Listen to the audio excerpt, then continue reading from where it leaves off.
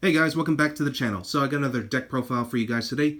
This time I did an update on my Endymion Pendulum deck profile. I decided to go back, just some of my ratios and add some more packages to the deck because like Pen Magicians have pretty good synergy with this. Mythical Beasts can easily be turbo out. There's a lot of great extender options, and yeah.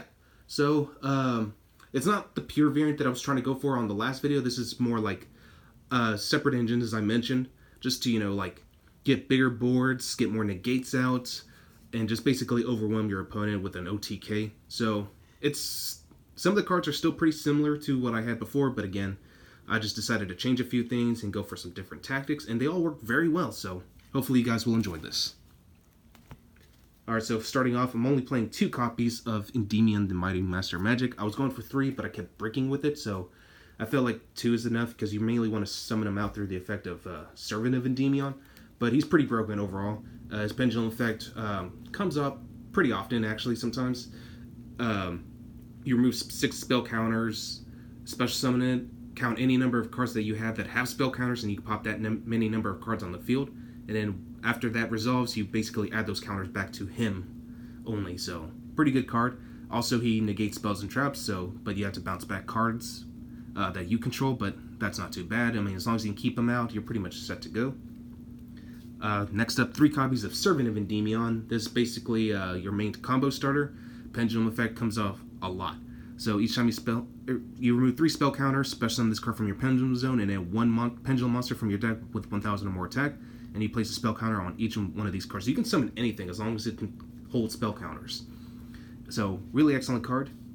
Next, only 1 copy of Magister. You don't really want to see him too often, but when you do have him, you mainly want to use him for his monster effect, which just lets you get a free body on board. So that's the only reason to run it. But his pendulum effect is okay. Like, you can special summon a monster from your extra deck and that you can place a spell counter on. So pretty much the same as Servant, only just focuses on the extra deck. But again, you mainly want to use him for his actual monster effect. Next up, for our Mythical Beast package, playing 2 Master Cerberus. This is basically your Searcher. 2 Jackal King, which lets you summon anything from the extra deck as long as it's the Mythical Beast. And then 1 Mythical Beast Garuda. And then their monster effects, this banishes, this negates, well, only monsters though, and this bounces back. So really excellent cards, just another form of disruption. So the Mythical Beast package is definitely a requirement to have. Alright, so moving on to the Pen Magician package. Running 3 Chronograph Sorcerer. This another great combo piece starter, especially if you already have like Servant of Endymion. You play Servant first, and then play this on your Pendulum skill. That way you can give her a counter. Pop this card to summon out your Time Gazer Magician. Just kind of go from there and just go into like a free Electromite play, depending on what you start with. Which, speaking of which, Time Gazer Magician, you never want to see this card at all, so that's why you only need to run 1. If you open up with it, then Chronograph's Pendulum ability is completely dead, but if you can find a way to make good use of him, then try it out, you know. Next, 3 Harmonizing Magician. This helps me get into my level 8 synchro plays, like Borrowed Savage Dragon. You can also go into some free link plays as well with Harmonizing. But yeah, whenever she's Pendulum Summoned from hand only, you can't special summon her from the extra deck. You can special summon any Pendulum Magician monster from your deck, but its effects are negated and it gets banished. But that's not too bad. 1 Black Fang, which, by the way, actually can bring back your Endymion if it's in the graveyard, because sometimes I use Endymion for my rank 7 plays. So Black Fang can really help with this situation. 1 Purple Poison, and then 1 Dragon Pulse Magician. This Pendulum effect is actually pretty good. It just lets you pop cards on your opponent's side of the field, mainly face-up ones only, so really excellent card. And you can discard any Pendulum monster, so that's why I think he's good. So it goes pretty well in tangent with Darkworm. So if you happen to open up a Dragon Pulse and Darkworm, you know, you got a free combo right there, and just, especially if you're going second, and just like, yeah, your opponent can't really like affect Vela or Impermanence since he's going to be in your Pendulum Zone. Next up, 2 Current Razor. Not many people are playing this, but I think it's good in case if you don't open up with Servant. It's a good way to just start off, you know, that way you can get a free monster out and just keep going from there. But unfortunately, his ability is a once per duel, but I still kind of want to see him whenever I do need it. So, Bis Actor Current Razor definitely a must.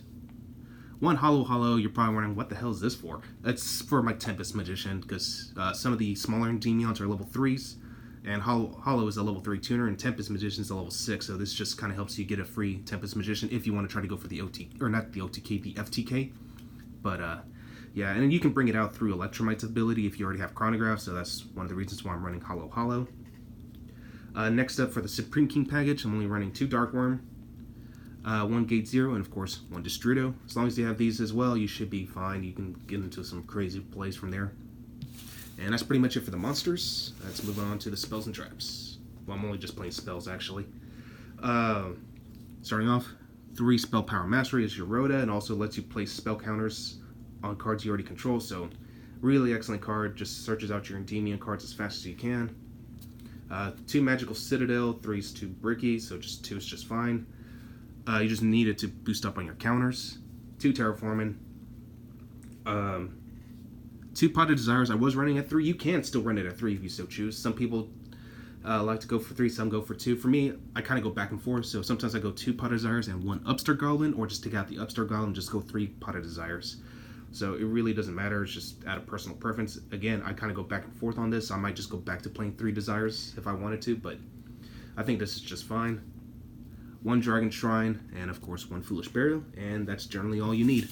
That's 40 cards in the main deck. I am still trying to figure out how I want to build this into a 60 card deck, because I'm starting to see some 60 card variants now, and they're all really good, so eventually I'll get into that. Moving on to the extra deck, 1 Electromite, Daybreaker, these are pretty standard. 1 Wee Witch's Apprentice, Zephyr Metaltron, definitely a must to have. Surge Scoldress, since this deck can easily build up boards, like even before you even Pendulum Summon, Surge is always good to fix up your hands and just go from there. 1 Borlow Dragon, of course. For my synchros, as I mentioned, I'm playing Tempest Magician, which is why I'm running Hollow. It's a level 3 tuner, and a lot of your monsters are level 3, so Tempest Magician can also perform the FTK. I think you need at least 16 spell counters out on the field, and with Magical Citadel, that's pretty easy, so it really shouldn't be hard to pull that off. 1 FA Dawn Dragster, Supreme King Dragon Clearwing, Meteor Burst Dragon, mainly because your opponent can activate monster effects during the battle phase, so why not? Borload Savage Dragon for even more negation. Norito negates spells and traps. Flare Metal Dragon just to burn your opponent, so pretty good in time rules.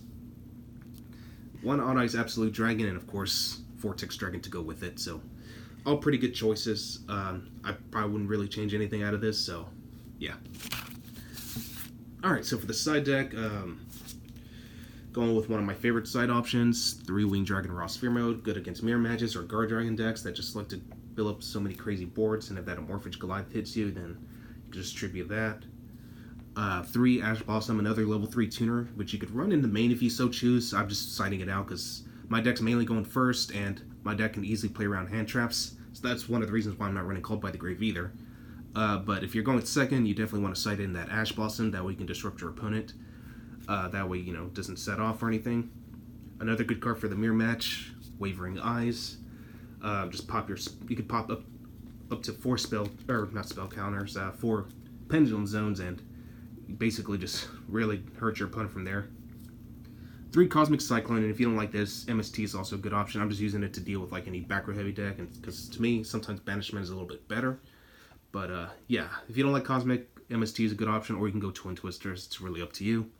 And of course, Red Reboot, another good way to deal with trap heavy decks, because Pendulums always tend to have problems with trap heavy decks. They really do. Alright, that's all I got for you guys today. I hope y'all enjoy this, and I'll catch you guys again next time.